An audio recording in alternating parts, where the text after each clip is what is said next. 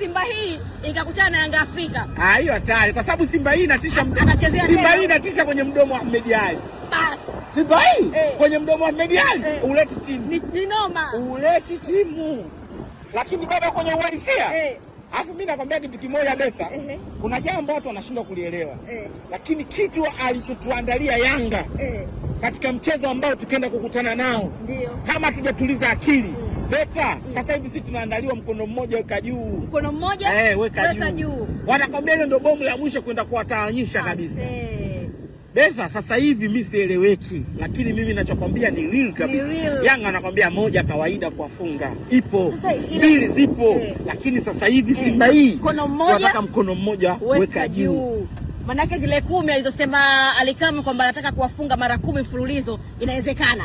Maana itakuwa ya 7 akiwafunga. Sasa kwa Simba hii mwanangu, kwa Simba hii Betha mwanangu. Unataka kuibetia. Unaitetea vipi mbele ya Yanga? Wewe unaitetea vipi mbele ya Yanga?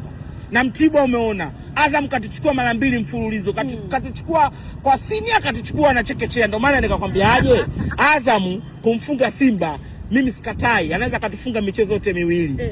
Lakini Azam umeona kwenye swala la ubingwa Azam usimweke. Azam sisi tupite pointi 15 ligi baki michezo 10. Anapambania nafasi ya pili. Nafasi ya pili? Nafasi ya pili anaweza kaipata, mimi sikatai.